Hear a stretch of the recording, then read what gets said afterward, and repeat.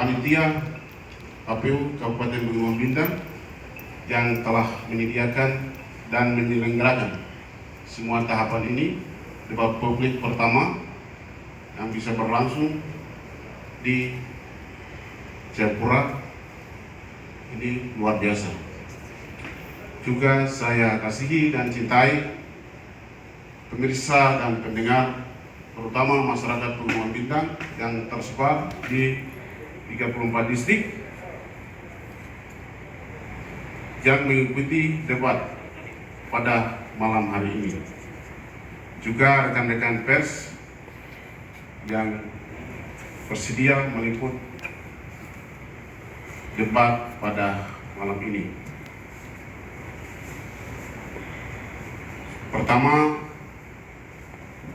izinkan saya untuk mengajak kita semua panjatkan puji syukur kehadirat Tuhan Yang Maha Kuasa, karena atas kasih dan penyertaannya kami dihadirkan di tempat ini untuk menyaksikan sekaligus mendengarkan secara langsung visi misi dan program kerja yang disampaikan oleh pasangan calon, ya tentu pasangan calon nomor 1 saja ya.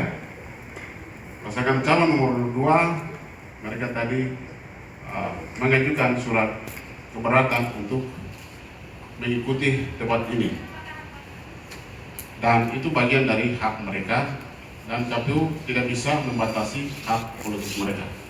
Itu bagian dari hak mereka, dan KPU tetap berjalan tanpa kehadiran mereka pun. Tahapan ini tetap berjalan sesuai dengan yang ditetapkan PKPU. Yang kedua, selama 2 bulan lebih, kedua pasangan calon telah mendatangi dari distrik ke distrik, dari kampung ke kampung, secara langsung menyampaikan sekaligus menawarkan visi misi dan program kerja untuk menjadi referensi bagi masyarakat. Tentu pada malam hari ini, debat malam ini juga akan menjadi referensi bagi masyarakat 104.341 pemilih yang akan menentukan dua pasangan calon ini pada tanggal 9 Desember 2020. Untuk itu, kepada masyarakat Pegunungan Bintang yang sudah punya hak suara, untuk tetap jangan dulu beranjak, tetap mengikuti debat ini dari awal sampai dengan terakhir, supaya materi dan visi misi yang disampaikan oleh pasangan calon menjadi satu paham untuk menentukan pilihannya pada tanggal 9 Desember 2020. Pada momen yang berbahagia ini, izinkan saya untuk kita semua bersama menolak berita hoax, fitnah, sara yang sedang dikembangkan, disebarluaskan oleh kelompok-kelompok yang tidak bertanggung jawab untuk mengejauhkan Kamtibmas di Kabupaten Pegunungan Bintang. Sebabnya kita semua secara bersama untuk memerangi berita hoax. Berita hoax kita di Pegunungan Bintang termasuk kabupaten yang tertinggi dalam hal mengelola berita hoax.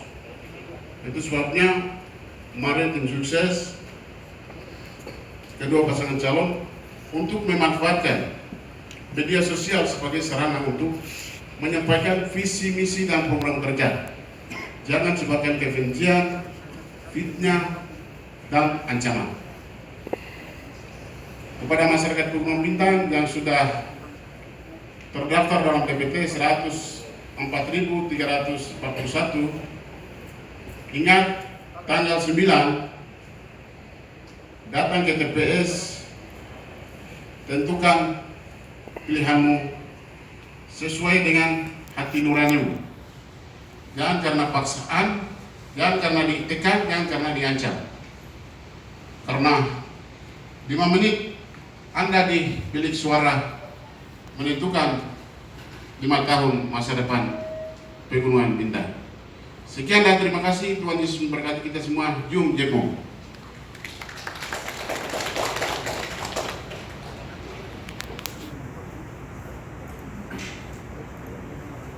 Hadirin pemirsa dan pendengar, di hadapan kita telah hadir ketiga panelis yang berlatar belakang dari kepakaran ilmu masing-masing yang telah merumuskan soal-soal debat, terutama pada penajaman visi misi dan pendalaman materi debat. Dengan hormat saya perkenalkan panelis pertama. Beliau adalah kandidat doktor dengan kepakaran dalam bidang manajemen administrasi kampung dan kebijakan publik. Jabatan beliau sebagai tenaga pengajar pada Fakultas Ilmu Sosial dan Ilmu Politik Universitas Cendrawasih. Selain sebagai akademisi, beliau juga bekerja sebagai staf ahli Ketua DPRD Provinsi Papua. Dan inilah panelis pertama, Ibu Henderina Morin SEMPA. Dan panelis kita yang kedua, beliau adalah pakar dalam bidang politik pemerintahan. Pekerjaan tetap sebagai dosen pada Fakultas Ilmu Sosial dan Ilmu Politik Universitas Cendrawasih. Pernah menjabat sebagai Ketua Program S1 Ilmu Pemerintahan FISIP Universitas Cendrawasih. Pekerjaan dan jabatan lain adalah Direktur Pusat Kajian Pemilu dan Partai Politik Universitas Cendrawasih. Memiliki banyak pengalaman sebagai panelis di beberapa debat kandidat pada beberapa kabupaten di Provinsi Papua dan Papua Barat. Dengan hormat saya perkenalkan Bapak Edward Kocu Esos MSI. Dan panelis yang ketiga, beliau adalah dosen pada Program Studi Hubungan Internasional Fakultas Ilmu Sosial dan Ilmu Politik Universitas Cendrawasih. Memiliki kepakaran dalam bidang ekonomi politik internasional. Berpengalaman sebagai moderator pada beberapa seminar dan debat politik di beberapa daerah pilkada. Memiliki pengalaman dan penghargaan dalam melakukan kerjasama ekonomi secara lembaga dan individu dengan beberapa negara. Dengan hormat saya perkenalkan Ibu Yakoba Longsiwor, MSI.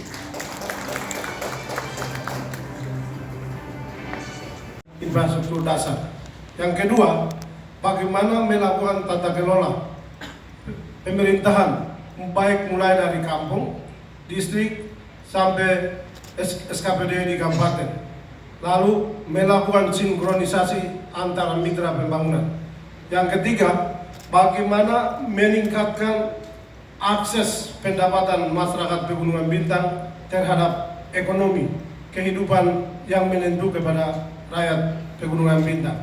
Yang keempat, bagaimana menyediakan infrastruktur dasar, menghubungkan jalan antar distrik, antar kampung, antar kabupaten di Pegunungan Bintang. Yang kelima, bagaimana memastikan bahwa Kabupaten Pegunungan Bintang itu bisa menghasilkan pendapatan dari apa yang ada di Pegunungan Bintang. Karena hampir 99% itu pendapatan daerah itu bersumber dari APBN atau negara. Sehingga kami pastikan bagaimana di Pegunungan Bintang itu kita bisa menciptakan satu pola untuk bisa menghasilkan pendapatan asli daerah. Itu yang kami rancang untuk 5 tahun ke depan. Dan dengan tentunya beberapa visi program strategis. Pertama, strategi pembangunan berbasis budaya. Yang kedua, strategi pembangunan berbasis kewilayahan. Di antaranya pembangunan wilayah-wilayah kawasan perbatasan dan menentukan 6 titik pembangunan. Ada Pegunungan Bintang adalah terdiri dari pegunungan, sehingga kita akan mendekatkan kepada 6 titik wilayah pengembangan. Itu menjadi entry point pengembangan Kabupaten Pegunungan Bintang. Lalu strategi berikut adalah bagaimana kami pastikan bahwa rakyat Pegunungan Bintang itu bisa akses ke pusat-pusat pelayanan kesehatan dan pusat-pusat pelayanan pendidikan, dan juga akses kepada pelayanan dasar, perumahan, air bersih, listrik, dan pengelolaan tata kelola di penataan perkotaan Oksibil sebagai pusat perdagangan dan pusat pemerintahan. Demikian strategi yang kita bangun. Dengan demikian 1000 rumah yang kita rencanakan adalah nanti bermitra. Jadi kita bagi dengan dana desa. Desa itu kerjakan berapa, kabupaten kerjakan berapa, provinsi kerjakan berapa, pusat kerjakan berapa, lalu mitra-mitra yang berkaitan dengan pengembangan perumahan itu berapa. Tetapi konteksnya di Pegunungan Bintang karena daerah pegunungan dan juga daerah upland, nanti kita sesuaikan dengan konteks pola hidup masyarakat. Jadi bentuk struktur rumah itu sesuai dengan apa yang ada di atas. Jadi itu ada cara strategi yang kita pakai untuk itu. Tetapi kami pun target bahwa itu selama kami dua memimpin itu mesti hadirkan 1.000 rumah untuk masyarakat Pegunungan Bintang, dan setiap tahun kita akan sebar ke 34 distrik, 277 kampung. Dan itu kebutuhan yang diminta oleh seluruh rakyat setelah kami turun lapangan. Jadi strateginya begitu. Karena 1.000 rumah itu mengandalkan APBD itu terbatas. Sehingga kami sudah pakai pola tadi. Sehingga pasti kami dua targetkan 1.000 itu 5 tahun ke depan itu setiap tahun kita cicil dan akan jadi. Sehingga kami berharap ada pola-pola pengembangan yang dilakukan oleh mitra-mitra itu masuk ke Pegunungan Bintang. Kita beri kemudahan bagaimana kerjasama dengan mitra, terutama bank, untuk developer ini dia masuk menyediakan perumahan, terutama di ibu kota kabupaten. Ibu kota kabupaten ini karena daerah semua orang datang, tetapi pemukiman ini tidak tersedia. Sehingga ini kami akan bersedia untuk menyediakan perumahan di ibu kota, sehingga pegawai itu tidak karena alasan perumahan lalu keluarga tinggal di Jayapura. Jadi kita pastikan semua ada di Oksibil untuk seluruh aktivitas pegawai negeri sipil dan juga aktivitas ekonomi itu digerakkan. Karena 5 tahun ini hampir ekonomi itu tidak bergerak. Karena belanja APBD yang ada itu tidak bergerak di Oksibil. Dengan menghadirkan perumahan dan semua orang ada di atas, aktivitas ekonomi jalan. Seluruh hasil bumi rakyat, mama-mama yang disediakan itu pasti akan bergerak karena sudah ada ketersediaan rumah dan pegawai negeri, dan juga usaha-usaha pengusaha-pengusaha juga akan masuk ke kota Oksibil. Tetapi lebih penting ada bagaimana menyediakan perumahan bagi 34 distrik 277 kampung, karena sampai hari ini belum ada, hampir belum 95% itu belum ada ketersediaan rumah sehat. Ini yang kami dua akan lakukan, dan kami dua pastikan supaya menghadirkan perumahan bagi rakyat Pegunungan Bintang. Dan tidak hanya perumahan, nanti integrasi dengan energi. Jadi energi kita akan bangun, itu bangun jalan, bangun jaringan, bangun turbin. Karena semua di atas itu air itu tersedia hampir di seluruh wilayah. Dan itu kita akan bangun integrasi. Iya. Tapi yang memang kurang adalah tenaga medis. Ini betul-betul kami juga fokus sesuai dengan tujuan Otsus. Di bidang kesehatan menjadi satu yang menjadi penting untuk kami dua. Karena itu kami juga sudah rencanakan untuk di bidang kesehatan, selain karena hari ini hampir 34 distrik fasilitas sudah ada. Yang menjadi persoalan adalah tenaga. Karena itu sinkron dengan tujuan kami dua, program kami dua adalah menyiapkan tenaga dokter dengan mempersiapkan anggaran khusus selain di pendidikan menjadi utama di kesehatan. Karena itu kami dua akan menyiapkan adik-adik kami untuk menyiapkan tenaga kesehatan lebih khusus dokter. Selain itu sebelum adik-adik kami dua akan kembali ke pola lama. Beberapa adik-adik kami dua akan siapkan untuk menjadi kader. Ini sangat membantu untuk di semua distrik yang tersebar di 34 distrik dan 277 kampung. Kami dua perkirakan kami akan datangkan dari berbagai provinsi di Indonesia untuk membantu kami. Selain adik-adik ini kembali untuk membantu di kampung dan di distrik. Demikian. Cukup? Cukup. Saya tidak berikan kesempatan kepada calon bupati karena ini pertanyaan memang di